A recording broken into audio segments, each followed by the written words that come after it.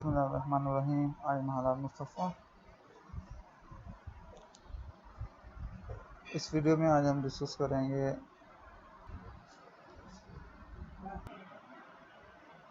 तो आज के इस टॉपिक में हम देखेंगे स्केचिंग पोज ज़ीरो। और उसके हिसाब से हम एक प्रॉब्लम हमने ये लिया है, इसको हम देखेंगे कि पोज क्या है। पहले तो हम डिस्कस कर चुके हैं कि पोज होते क्या है और ज़ीरोज़ होते क्या हैं।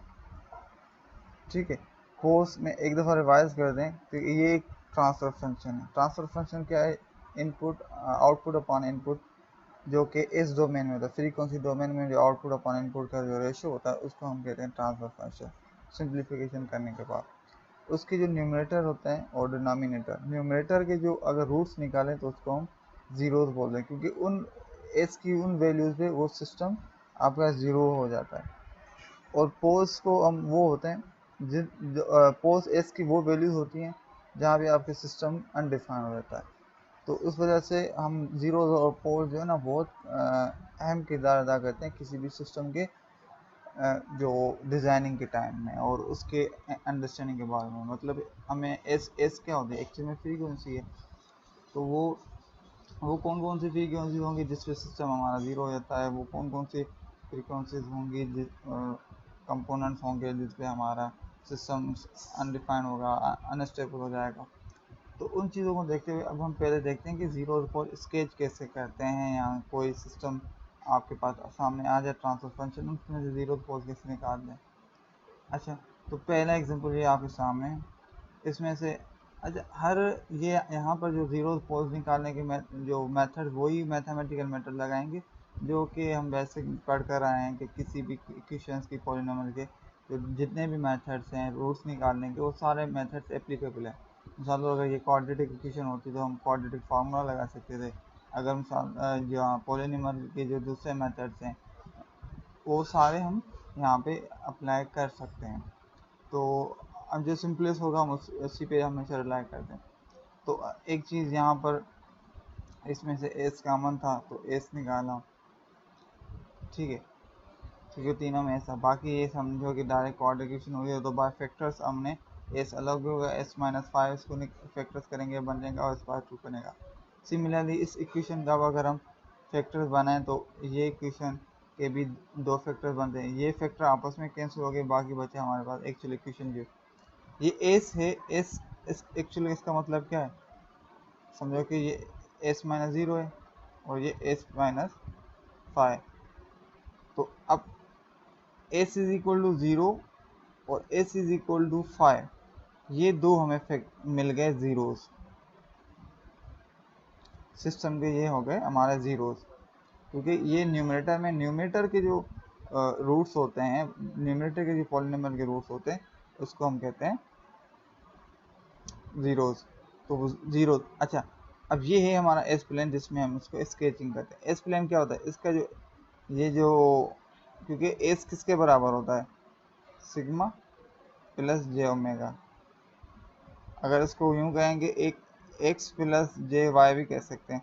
एक्स मतलब ये होता है कि एक्स आपका ये एक फैक्टर रियल होता है, दूसरा इमेजनरी होता है। जो तो हमारे पास जो ड्रा करते वक्त ये आपका हो गया रियल पार्ट ये वाला, और ये हो गया आपका इमेजनरी पार्ट, ठीक है। अब s is equal to zero, zero का ओरिजिन हो गया, जो ज़ीरोज़ होते हैं उसको ओ से शो किया जाता है एस प्लेन में। तो ये एक ओ हो गया, मतलब ये ज़ीरो इंडिकेट हो गया। दूसरा 5 है, तो दूसरा 5 की वैल्यू यहाँ कहीं पे होगी, तो हम इसको कहेंगे ये हमारा दूसरा पोल हो गया, ठीक है। हम इस तरह तीसरा होगा, जो भी वैल्यू उस पोल की होगी, अगर कॉम्प्लेक्स है तो यहाँ पे कहीं होगा क्योंकि उसमें दोनों फैक्टर्स होंगे। तो ये हो गया हमारे ज़ीरो। जो पोल्स होते हैं उसको क्रॉस के सिंबल से शो किया जाता है एक्स वाई प्लेन में। ये जो आपके सामने है जो इमेजनरी प्लेन है, इस चीज़ को एस प्लेन कहते हैं।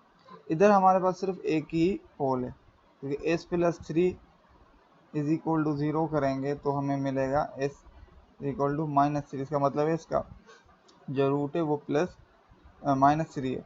तो रूट को हम हमेशा क्रॉस के से शो करते हैं। तो आपके सामने ये जो आपके सामने ये बना हुआ है,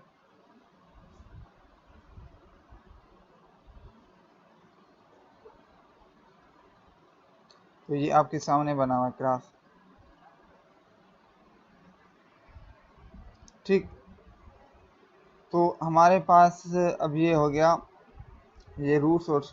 अब इधर से हमें पता चलता है कि ये सिस्टम स्टेबल है या नहीं है, ठीक है।